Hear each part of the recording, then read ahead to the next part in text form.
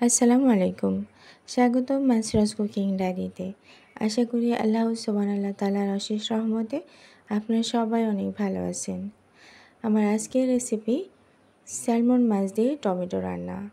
Salmon মাছ দিয়ে tomato রান্না করলে টমেটোর স্বাদটা অনেকটুকুই বেড়ে যায়। আশা করি আপনাদের ভালো লাগবে এবং উপকারে আসবে। চলুন তাহলে দেখে নিই কীভাবে স্যালমন মাছ দিয়ে টমেটো রান্না করেছি। এখানে আমি টমেটো রান্নার জন্য 5টা বড় সাইজের টমেটো নিয়েছি। টমেটোগুলো খুবই লাল ছিল। পরিষ্কার করে ধুয়ে নিয়েছি। আমি আমার পছন্দ মতো সাইজে কেটে নেব। আর নিয়েছি 2টা স্যালমন মাছ। অফ ক্যামেরায় খুব সুন্দর করে পরিষ্কার করে ধুয়ে নিয়েছি। এখন এটাও আমি আমার পছন্দ মতো সাইজে কেটে নেব। স্যালমন মাছে আছে প্রচুর পরিমাণে ভিটামিন। সামুদ্রিক মাছেই ভিটামিন ডিতে ভরা। আমাদের দেহের জন্য এই ভিটামিন ডি খুবই উপকারী। ভাজার জন্য দিয়ে দিলাম পরিমাণ মতো লবণ এবং হলুদ দিয়ে মাখিয়ে আমি নিলাম মাছটা ভাজার জন্য। চুলায় চলে আসলাম। একটা প্যান দিয়ে দিলাম পরিমাণ মতো সাদা তেল এবং প্যান বা সাদা তেল একটু গরম হয়ে যাবে, তারপর আমি মাছটা দিব। অবশ্যই এরকম করে দিতে হবে, না হলে কিন্তু মাছটা লেগে যেতে পারে। প্যানটা খুব সুন্দর গরম হয়ে গেছে। আমি একে একে মাছটা দিয়ে দিচ্ছি।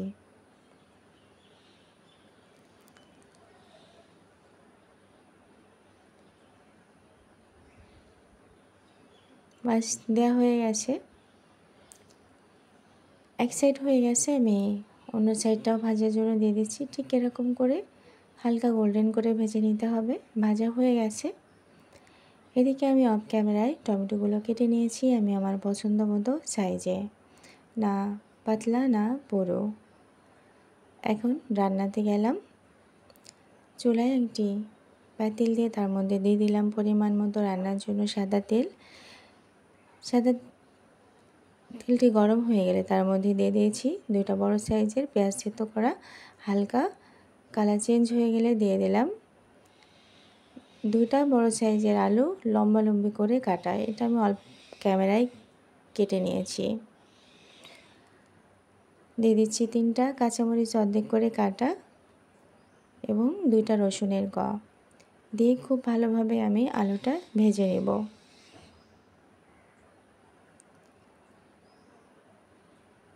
ভাজা হয়ে গেছে। এখন আমি টমেটোগুলো দিয়ে দিচ্ছি। আলুর সাথে টমেটো দিয়ে খুব ভালোভাবে ভেজে নিতে হবে।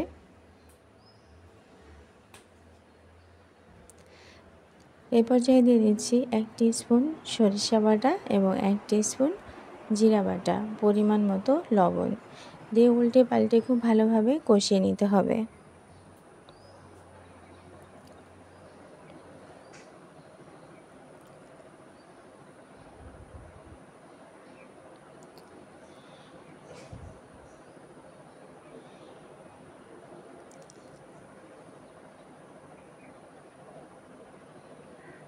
এখন এটা আমি 2 মিনিটের জন্য ঢেকে রান্না করে নেব বা কষিয়ে নেব।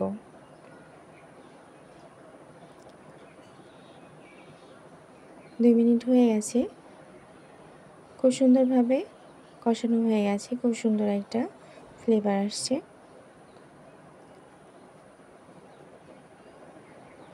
যেহেতু এই সময় টমেটোগুলো একটু শক্ত থাকে, তো পানি বা ঝোল দেওয়ার আগে যদি এভাবে কষিয়ে নেন তাহলে দেখবেন শীতের যে টমেটো রান্নাটা হয়ে থাকে ঠিক ওরকমই স্বাদ পাওয়া যাবে। আমি আরেকটু পানি দিয়ে এটা কষিয়ে নিচ্ছি।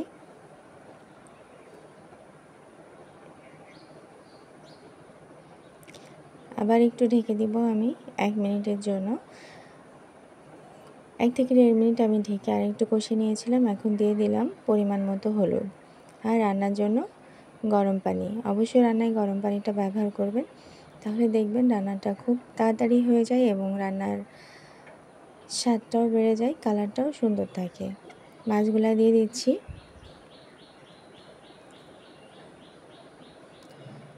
মাছগুলা ঝোলের মধ্যে খুব ভালোভাবে মিশিয়ে দিচ্ছি যাতে স্যালমন মাছের যে স্বাদ সেটা টমেটোর সাথে মিশে যায়।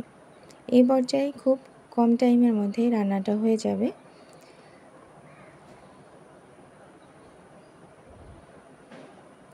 আগে থেকে যদি সুন্দর করে কষে নেওয়া যায় তাহলে পানি দিয়ে খুব অল্প টাইমে রান্নাটা হয়ে যায়। রান্নাটার শেষের দিকে ঝোলটা অনেকটুকুই কমে আসছে, আর আমি একটু ঝোলঝোল করেই টমেটোটা নামিয়ে দিব।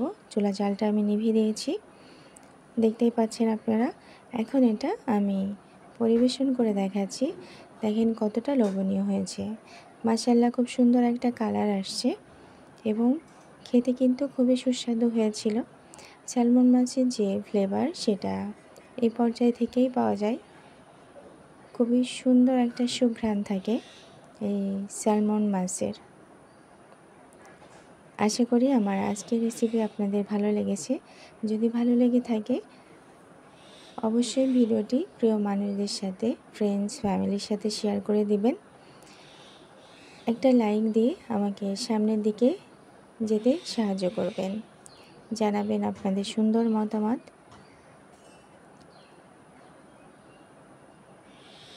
ভিডিওর কোনো অংশ যদি ভালো লেগে থাকে প্লিজ সাবস্ক্রাইব করে পাশে থাকবেন বন্ধুরা। পাশে থাকা বেল আইকন অন করে দিলেই নতুন নতুন রেসিপি আপনার কাছে পৌঁছে যাবে। ধন্যবাদ সবাইকে সাথে থাকার জন্য। পরবর্তী ভিডিও পাওয়া পর্যন্ত আপনারা সবাই সুস্থ থাকবেন, ভালো থাকবেন। আল্লাহ হাফেজ।